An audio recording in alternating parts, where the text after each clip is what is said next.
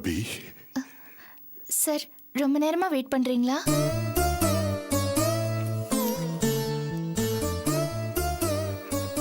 உன்னை பார்க்க பல வருஷங்களா காத்துக்கிட்டு இருக்கேம்மா. என்ன சொல்றீங்க? அம்மாடி, இல்ல கொஞ்ச நேரம்தான்.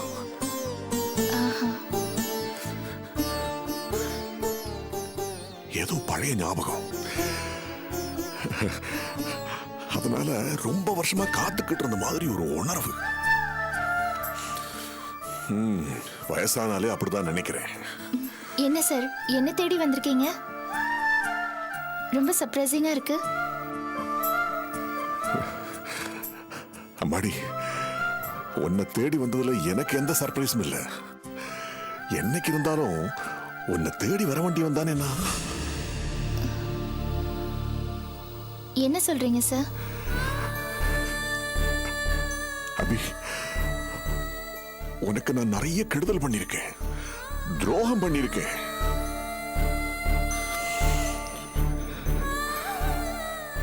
அதுக்காக உங்ககிட்ட மன்னிப்பு கேட்க வந்திருக்கேம்மா.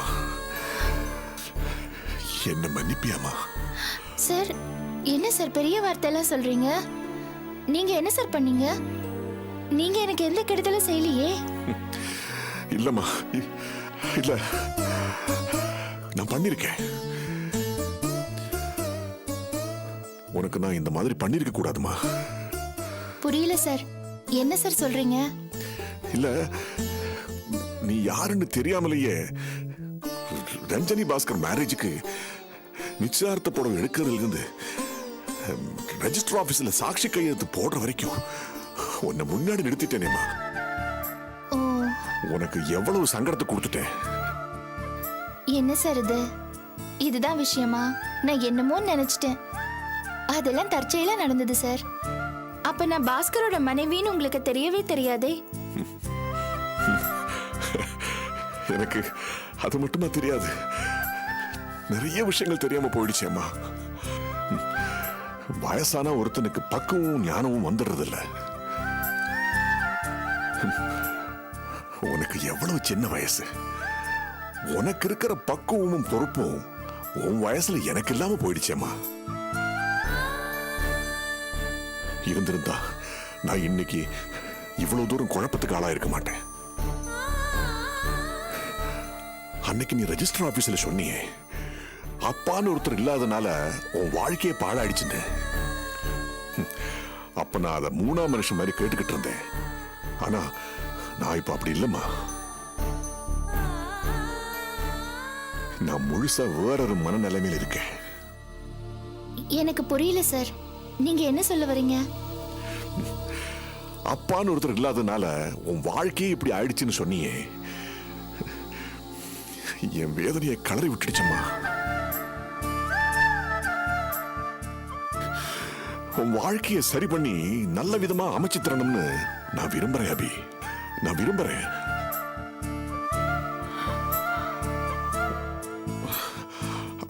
அபி, என்னோட வேண்டுகோள் ஒண்ணு இருக்கு, அதை நிறைவேற்றி தரணும். சொல்லுங்க சார். அபி,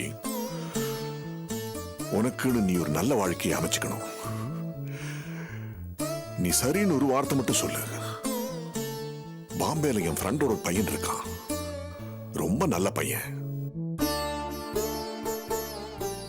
அம்மா, நான் சொல்றேம்மா, நீ இன்னொரு கல்யாணம் பண்ணிக்கணும்.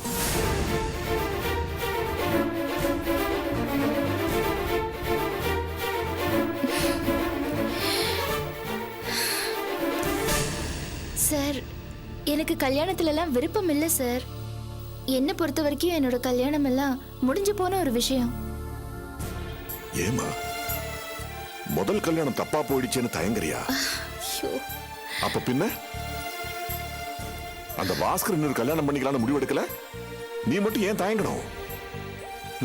நீ ஒன்னும் 10ஆம் பசரி இல்லையம்மா. நீ படிச்சவ, தைரியமானவ. இதுல என்னம்மா சங்கடம் இருக்கு? முதல்ல நான் சொல்ற பையனை பாரு, உடனே சம்மதம் சொல்ல வேண்டாம். யோசிச்சு நிதானமா பதில் சொன்னா போறோம். சார் இப்போ கூட நான் யோசிச்சு தான் நிதானமா தான் பதில் சொல்றேன். ரெண்டாவது கல்யாணம் தப்புன்னு நான் சொல்லல. ஆனா எனக்கு அது தேவையில்லை, அதுதான் நான் சொல்றேன். ஏமா? என்னோட லட்சியம் கனவெல்லாம் என்னோட குடும்பத்தை ஒரு நல்ல நிலைக்கு கொண்டு வரணும், என்னோட பிசினஸ்ல நான் நல்ல பேர் எடுக்கணுங்கிறதா. கல்யாணங்கிறது இப்ப என்னோட விருப்பத்துல இருந்து விலகி ரொம்ப தூரமா போயிடுச்சு சார். என்னோட நேரத்தையும் சக்தியையும் இன்னொரு கல்யாண பரிசோதனையில செலவழிக்க நான் இப்போ விரும்பல. ஏமா, இந்த சின்ன வயசுலயே இவ்வளவு விரக்தியா பேசுறியே? இது விரக்தி இல்ல சார், அனுபவம். அது கத்து தந்த பாடத்துல இருந்து தான் நான் இப்படி பேசுறேன். எனிவே, உங்க அக்கறைக்கு நான் ரொம்ப கடமைப்பட்டிருக்கேன். அந்த வார்த்தையை சொல்லாதம்மா, நான் தான் உனக்கு கடமைப்பட்டிருக்கேன். இன்னைக்கு நீங்க ரொம்ப எமோஷனலா இருக்கீங்க, அதான் இப்படி எல்லாம் பேசுறீங்க. எனிவே, நீங்க என் மேல இவ்ளோ அன்பு காமிக்கிறீங்களே, அதை நான் என்னோட பாக்கியம்னு தான் நினைக்கிறேன். அபி,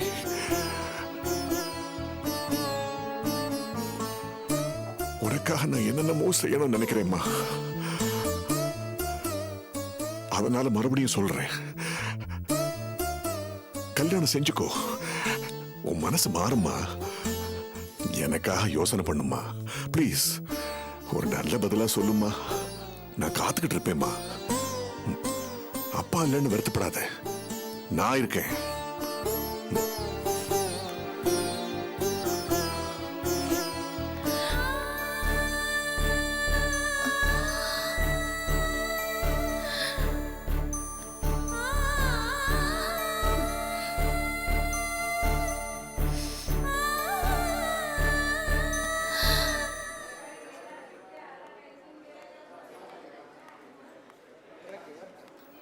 எக்ஸ்கியூஸ் மீ சார். மிஸ்டர் தொல்காப்பியனை பார்க்கணும், இது பெர்மிஷன் லெட்டர்.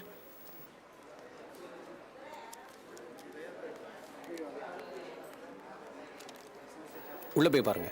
அங்கேயா? Excuse me.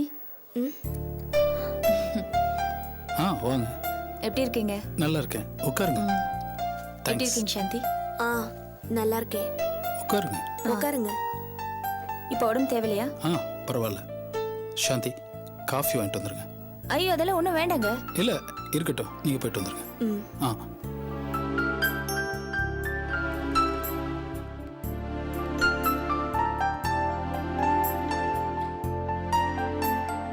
இப்போ காயெல்லாம் ஆறிடுச்சா? ஓரளவு ஆறிடுச்சு.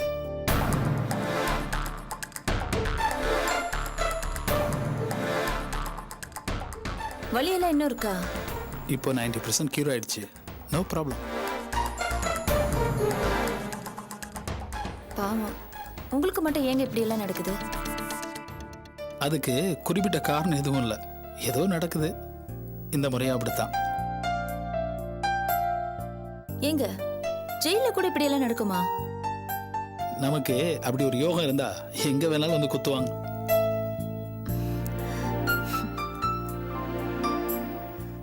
என்ன நீங்க இப்படி எல்லாம் பேசுறீங்க?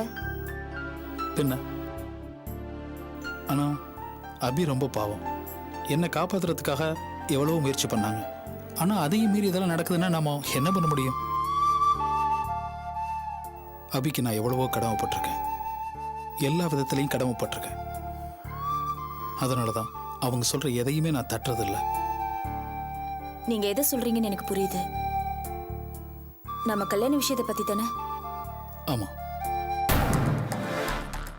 அப்போ நம்ம கல்யாண விஷயமா நான் அரமனசோட தான் இருந்தேன். எனக்குன்னு எந்த அபிப்பிராயமும் அப்ப இல்லை. ஆனா இப்ப நான் அப்படி இல்லை. எனக்கு இப்போ முழு சம்மதம் தான்.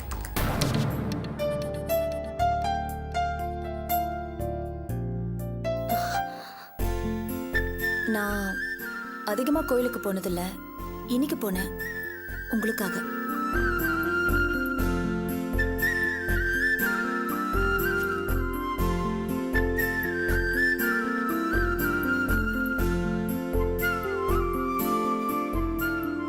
தேங்க்ஸ். அப்ப நான் கிளம்புறேன். என்ன அதுக்குள்ள கிளம்பிட்டீங்க? இல்ல எனக்கு கொஞ்சம் வேலை இருக்கு. இல்லை சாந்தி காஃபி வாங்க போயிருக்காங்க, வந்தது சாப்பிட்டு போயிடலாமா? இல்ல பரவாயில்ல, இருக்கட்டும். என் பேரை சொல்லி நீங்களே குடிங்க. சரி. Wish you speedy recovery.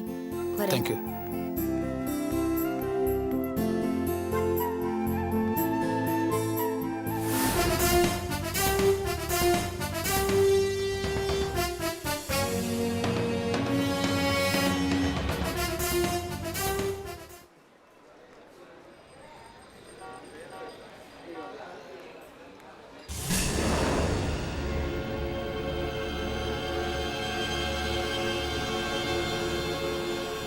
Anandhi,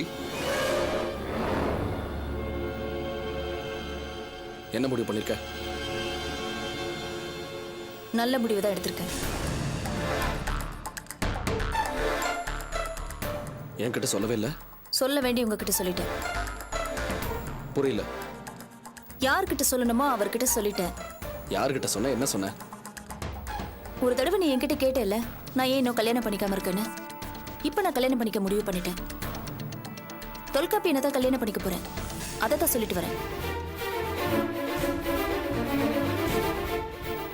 எனக்குன்னு ஒரு குடும்பம், வாழ்க்கை அமைச்சுக்க போறேன். நீங்களும் அதே மாதிரி உங்க குடும்பத்தை கவனிங்க. அவங்க உங்க வாழ்க்கையை அவங்க பார்த்துட்டு போவோம்.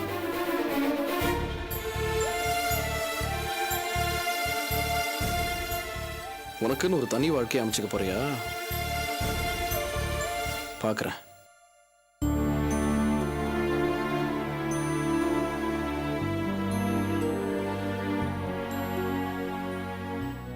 எவ்வளவோ தூரம் எடுத்து சொல்லி பார்த்தேன். அபி ரொம்ப தீர்மானமா இருக்கா. என் மகள்னு தெரிஞ்சதுக்கு அப்புறம் எப்படி அது அக்கறை இல்லாம இருக்க முடியும்? ஆனா அவ ரொம்ப பிடிவாதமா இருக்கா. ஏன் மாப்பிள, நீங்க நல்லா வலியுறுத்தி சொன்னீங்களா? ஒரு அப்பா ஸ்தானத்திலிருந்து சொல்றேன்னு சொன்னேன். இதுக்கு மேல நான் என்ன சொல்றது? ஒருவேளை நான் தான் உன் அப்பன்னு சொல்றேன், அவ கேட்டிருப்பாளோ என்னவோ. இல்ல மாப்பிள, அவளோட அப்பா நீங்க தானே அவளுக்கு தெரிஞ்சிருந்தாலும் அப்பவும் அபியோட பதில் இதுவா தான் இருந்திருக்கும். ஏன்னா அபி ரொம்ப தெளிவான பொண்ணு, தனக்குன்னு சில தீர்மானங்களை வச்சிருக்கிறவ. என்னத்த தன் வாழ்க்கையை வறண்டு போக வச்சுக்கிறதுல என்ன பெரிய தீர்மானம் வேண்டி கிடக்கு? மாப்பிள, அவ தான் உங்ககிட்ட கிளியரா சொல்லியிருக்காளே. அவ ரெண்டங்கள் என்கிட்ட வெறுக்கல, தனக்கு அது தேவையில்லைன்னு சொல்றா. கல்யாணங்கிறது ஒரு முறை தான், புருஷங்கிறவன் ஒருத்தன் தாங்கிறதுல அவ தீர்மானமா இருக்கா. இது பெருமைப்பட வேண்டிய விஷயம் மாப்பிள. மாப்பிள அவ சுயமா நிக்கணும்னு விரும்புறா. வேற கணவன் தனக்கு தேவையில்லைன்னு நினைக்கிறா. இது நல்ல விஷயம் தானே? அதை எப்படி அத்தை? அவ வாழ்க்கை இப்படியே போயிடுறதா? நான் பார்த்திருக்கிற பையன் எவ்வளவு தங்கமானவன் உங்களுக்கே தெரியும். அவ ஒரு நல்ல வாழ்க்கை வாழணும் அத்தை. எத்தனை நாள் தான் இப்படியே இருப்பா? மாப்பிள, அது அவங்க உங்களோட சொந்த விருப்பம். ரெண்டாம் கல்யாணங்கிறது சிலருக்கு சுலபமா படுது, சிலருக்கு அப்படி இல்ல. இதோ அந்த பாஸ்கர் பண்ண நினைக்கலையா? பொதுவா ஆம்பளைங்களுக்கு இது ரொம்ப ஈஸி மாப்பிள. சாரி மாப்பிள, நான் பொதுவா சொன்னேன், நீங்க எதுவும் நினைச்சுக்க வேண்டாம். அத்தை, நீங்க இது எனக்காக சொன்னாலும் தப்பு இல்ல அத்தை. நான் தப்பு பண்ணவன் தானே. முதல் குடும்பத்தை நான் கை கழுவினது ரொம்ப பெரிய தப்பு அத்தை. அந்த தப்பை சரி பண்ணணும்னு ஆசைப்படுறேன் அத்தை. சரி, அபி வாழ்க்கை தான் இப்படி ஆயிடுச்சு. ஆனந்தியோட வாழ்க்கை, ஆரத்தியோட வாழ்க்கை, அந்த பையன் மனோகரோட வாழ்க்கை, அவன் எங்கிட்டயே டிரைவரா வேலை பார்த்துட்டானே அத்தை. நான் பண்ண பாவத்துக்கு என் பிள்ளைங்க கஷ்டப்படுறது என்ன நியாயம் அத்தை? மாப்பிள, கவலைப்படாதீங்க. எப்படி அத்தை கவலைப்படாம இருக்கிறது? அபி வாழ்க்கையை சரி பண்ணலாம்னு சொல்லி பேசினா அவன் மனசுல ஆழமான பிடிவாதம் இருக்கு. மாப்பிள, இது மனசு சம்பந்தப்பட்ட விஷயம். அபி மனசுல பாஸ்கர் மட்டும்தான் தனக்கு புருஷங்கிறது பிக்ஸ் ஆயிடுச்சு. அவளை பத்தி எனக்கு நல்லா தெரியும் மாப்பிள. தான் முடியல உறுதியான பொண்ணு. பாஸ்கரை தவிர்த்துட்டு அவளால வாழ்ந்துட முடியும். ஆனா பாஸ்கருக்கு பதிலா இன்னொருத்தன் கூட அவளால வாழ முடியாது. பாஸ்கர் அபி வெறுக்கலாம், ஆனா வேற ஒருத்தனை பாஸ்கரோட இடத்துக்கு கொண்டு வர அவ தயாரா இல்ல. அதுதான் மாப்பிள அபியோட குணம். அப்போ அபி கடைசி வரைக்கும் துணை இல்லாம தனியா தான் வாழணும், வேற வழியே இல்ல. இல்ல ஒரே வழிதான் இருக்கு. மறுபடியும் பாஸ்கர் தான் அவ கூட சேர்த்து வைக்கணும். ஆனா அது ஒரு காலம் நடக்காதே. எப்படி நடக்கும் மாப்பிள?